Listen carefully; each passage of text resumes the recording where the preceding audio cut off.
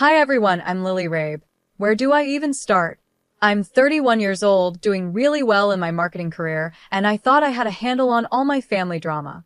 But everything changed when my little sister Maria started planning her wedding. I was there to help her plan her perfect day, but it became clear that things were going to be more complicated than I expected. The shadow of our dad, John, hung over everything. Ever since his divorce, he hasn't been the same. He's been struggling, sinking into a mess of alcohol and poor choices. One of the worst decisions, in my opinion, is his new girlfriend, Julie. From the moment I met her, I got bad vibes. One day, while Maria and I were picking out flowers, she turned to me, worry clear in her voice. "Liv, do you think Dad will actually show up sober?" she asked, her eyes filled with hope. "I really hope so, me," I said, trying to reassure her. "For your sake, I do." But deep down, I wasn't sure hope was going to be enough. As the wedding day got closer, I felt like I was less of a maid of honor and more of a referee, constantly trying to keep the peace. My boyfriend, Paul, was amazing through all of it. He'd always try to calm me down, saying things like, "Babe, you can't control everything." I know. I'd reply, though in my heart I couldn't stop worrying. But if Dad ruins this day for Maria, I'll never forgive him. Little did I know, things were about to get much worse. About a week before the wedding, I met up with my best friend Teresa for coffee. She's always been the voice of reason in my life, and I needed her more than ever. "What's really going on with you and Julie?" she asked, giving me a look that told me she already knew something was off. I lowered my voice, glancing around as if someone could overhear. "There's something not right about her, Teresa." The way she latched onto Dad so quickly, always whispering things to him. And get this, I overheard her talking on the phone about some big score coming up. Teresa's eyes widened. "You think she's scamming him?" "I don't know," I admitted. "But I'm going to find out." That conversation sparked something in me, and I couldn't let it go. I spent late nights scrolling through social media, making quiet phone calls to some of Dad's old friends, trying to put the pieces together. The more I looked, the more I felt like I was uncovering a puzzle that I wasn't sure I wanted to solve. The day before the wedding, Maria and I were at the venue making some last-minute checks when, suddenly, Dad and Julie showed up unannounced. "Daddy," Maria squealed, running over to hug him. I stayed back, watching closely. Julie's eyes were darting around the room, almost like she was checking everything out in a calculating way. Dad, on the other hand, slurred, "My little girl, all grown up," and my heart sank. He was already drunk. "John, darling, let's go check out the bar," Julie said smoothly, giving me a smug glance as they walked away together. I felt a surge of anger rise up in me, but I tried to keep it together for Maria's sake. Maria turned to me, her eyes shimmering with unshed tears. "Liv." I didn't let her finish. I pulled her into a hug, whispering, "Don't worry, sis. Tomorrow is about you and Brian. Nothing's going to ruin it." If only I had known how wrong I was. They say there's always a calm before the storm. Well, our storm was brewing, and it was about to hit with the force of a Category 7 hurricane. As I stood there, holding my baby sister Maria close, I made a silent promise to myself no matter what, I would protect her happiness. At the time, I had no idea that I'd be fighting for much more than just a perfect wedding day. The ceremony itself was beautiful. Maria looked absolutely radiant, and for a brief moment, all the family drama seemed to disappear. Standing beside her, watching her exchange vows with Brian, I felt a flicker of hope. Maybe, just maybe, we could get through this day without any problems. I wanted so badly for Maria to have one perfect day. But that fragile hope was shattered the moment we walked into the reception. I saw him almost immediately, Dad, standing by the bar, already drunk, with Julie clinging to him like a lifeline. My heart sank. "You okay?" Paul, my boyfriend, whispered as he squeezed my hand, sensing my unease. "I've got to hold it together for Maria," I muttered, forcing a smile.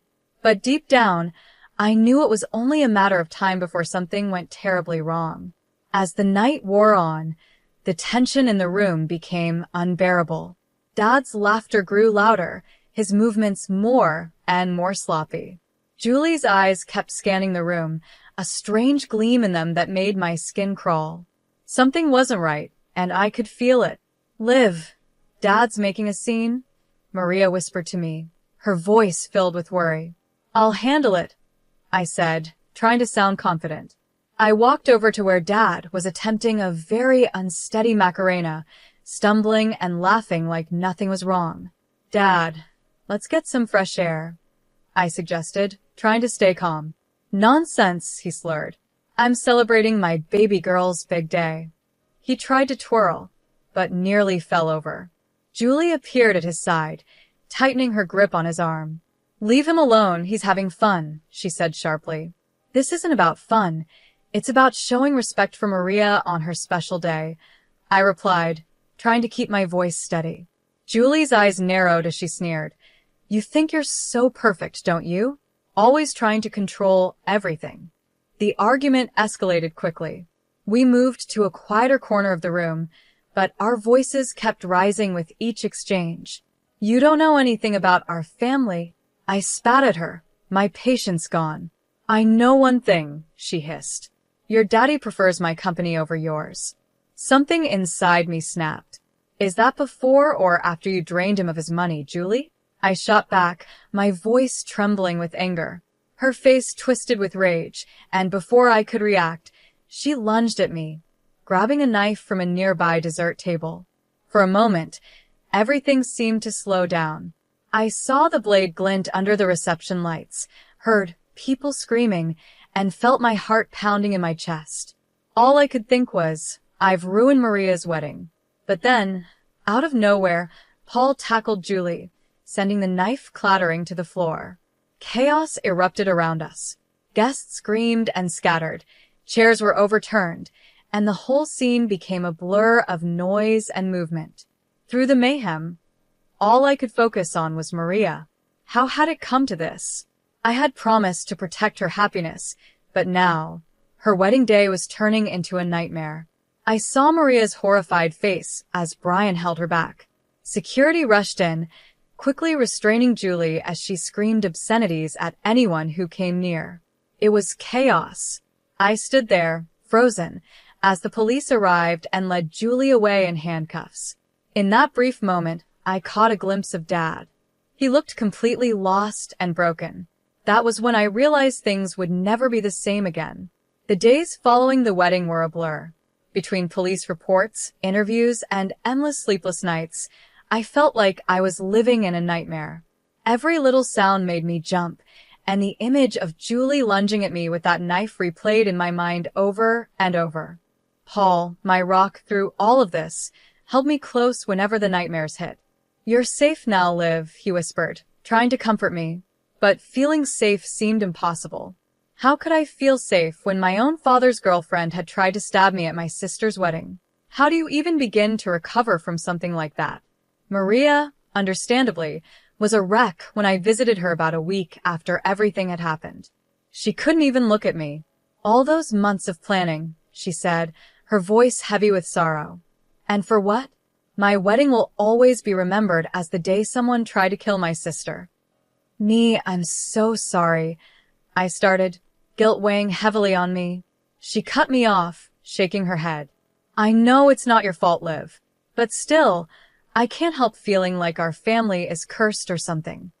While Maria was dealing with her pain, Dad was in complete denial. He called me constantly, leaving voicemails that made my blood boil. "Lily, sweetie, let's not blow this out of proportion," he'd say. Julie was just upset. She didn't mean any harm. Hearing him defend her like that, after everything she had done, was infuriating. The final straw came when he showed up at my apartment, reeking of alcohol. I opened the door to find him swaying slightly, his eyes glassy. "Dad, you need to leave," I said, trying to keep my voice steady. "But Pumpkin, we're family. We need to stick together," he slurred, sounding pitiful. I felt something harden inside me as I looked at him. "No, Dad, we're done. I can't do this anymore." The hurt in his eyes almost made me waver. Almost. But as I closed the door, I knew it was the right thing to do. Meanwhile, Teresa, my ever-determined best friend, had started digging into Julie's past. What we uncovered left me speechless. "Liv, look at this," Teresa said one night, spreading papers across my coffee table. "July's got a record. Assault, fraud, you name it." I scanned the documents, feeling sick to my stomach. How did Dad not know about this? Teresa hesitated, biting her lip. "That's the thing, Liv. I think he did." The truth hit me like a ton of bricks.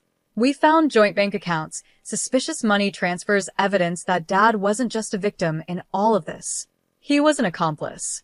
Telling Maria what we discovered was one of the hardest things I've ever had to do. We sat together in her kitchen, the wedding gifts still sitting in the corner, untouched. "I can't believe it," she whispered, tears streaming down her face. "How could he do this to us? I don't even know him anymore." I didn't have an answer for her. I didn't know who Dad was anymore either. I spoke softly but firmly. "We need to protect ourselves now." Maria looked at me, her expression shifting to one of determination. "I'm with you, Liv." "Always," she replied. Despite her words, the guilt weighed heavily on me. I had exposed our father's crimes, and in doing so, I might have destroyed his life. But then again, hadn't he already done that to himself? The mix of anger, confusion, and guilt was too much for me to handle alone, so I decided to seek help. That's how I found myself sitting in a therapist's office, trying to make sense of it all. "Lily, it's normal to feel conflicted," my therapist, Dr. Jacob, reassured me during one of our sessions. "You've been through something traumatic. You're grieving the loss of the father you thought you knew." I stared down at my hands, feeling torn. But shouldn't I hate him after everything he's done? "There's no should when it comes to emotions," she explained kindly. "What's important is that you acknowledge how you feel and work through it." Working through it sounded easy, but it wasn't. Still, as I left Dr. Jacob's office that day, I felt a small glimmer of hope. It wasn't much, but it was a start. Maybe, just maybe, I could rebuild something positive from the ruins of my family's past. For months after the wedding disaster, I found myself in a place I never thought I'd be happy. Despite everything that had happened, I had a strong support system. Maria, Paul, Teresa, and I had become an unbreakable team. Our bond was stronger than ever. One night, while we were having dinner at my apartment, Maria raised her glass. "To new beginnings," she toasted. "And to family, the one we choose," I added, clinking glasses with my sister. The media was all over Julie's trial. It was a circus. Sitting in that courtroom, my stomach was in knots as Julie's true nature was revealed for everyone to see. Dad sat beside me, looking completely stunned as her history of crimes came to light. But the real shock was yet to come. Teresa and I had been working hard, gathering evidence of Dad's involvement in Julie's schemes. During the trial, our lawyer stood up and addressed the court. "Your Honor, we have documentation proving John Rabe's involvement in Miss Blake's fraudulent activities." As the legal battle continued, my personal life took an unexpected turn for the better. My career started to take off. One Sunday afternoon, my boss called me into his office. "Lily, we're promoting you to senior marketing director," he said with a smile. "Your resilience and creativity this past year have been outstanding." I left his office in a daze, immediately calling Paul to share the news. "Babe, that's incredible. I'm so proud of you," he exclaimed, excitement clear in his voice. Amidst all the chaos, Maria and Brian made a beautiful decision. They decided to renew their vows. This time, it was a small, intimate ceremony in their backyard, with only close friends and family. "Second time's the charm," Brian joked, making Maria giggle as they exchanged rings again. Watching them, I felt a sense of peace wash over me. We were finally healing, all of us. Then, the day of Julie's sentencing arrived. The courtroom was filled with tension as the judge prepared to deliver the verdict. As I sat there, I reflected on how far we had come since that fateful wedding day. We had been through so much pain and betrayal, but somehow, we had made it through. We were stronger, and we were moving forward. It wasn't easy, but we had found our way back to each other. The storm had passed, and we were finally finding calm again. I stood up to deliver my victim impact statement, my hands shaking but my voice steady. The scars from that night run deep. I began, but they've made me stronger. I looked directly at Julie, knowing this was my moment to reclaim my life. I'm here today not as a victim, but as a survivor. As Julie was led away in handcuffs, I felt a sense of closure. It was like a long and painful chapter of my life was finally coming to an end. The real celebration, however, came a month later. Maria, Brian, Paul, Teresa, and I were at my favorite restaurant, gathering to celebrate my promotion and everything we had overcome together. To Lily, Teresa raised her glass, her smile wide. The strongest person I know. I couldn't let her finish without adding. To all of us. I looked around at the faces of the people who had stood by me through the hardest year of my life. For proving that family isn't just about blood, but about loyalty and love. As we laughed and shared stories, I felt something shift inside me. I realized how much had changed. The past year had been like a nightmare, but in a strange way, it had also been a gift. It showed me who really mattered. It taught me how strong I could be. And it gave me the courage to cut out the negativity and toxic influences in my life. Sitting there, surrounded by real love and happiness, I knew that this was my happy ending. It wasn't perfect, and it came with its scars, but it was real. And that made it beautiful. For the first time in a long time, I felt hopeful about the future. I was grateful for the family I had found and the strength I had discovered within myself. So, that's where my story ends. But I'm curious about your thoughts. If you were in my shoes, would you have given your father another chance after everything he did? Or would you have kept those boundaries in place like I did? It's a tough decision, and I know many of you have faced similar struggles with toxic family members. I'd love to hear your experiences. Please share in the comments how you've handled difficult family dynamics in your own lives. If my story resonated with you, please hit that like button and consider subscribing for more real-life stories and discussions about navigating complicated family relationships. Your support means so much to me, and it helps me continue sharing these personal stories. Thanks for watching, and I'll see you in the next video.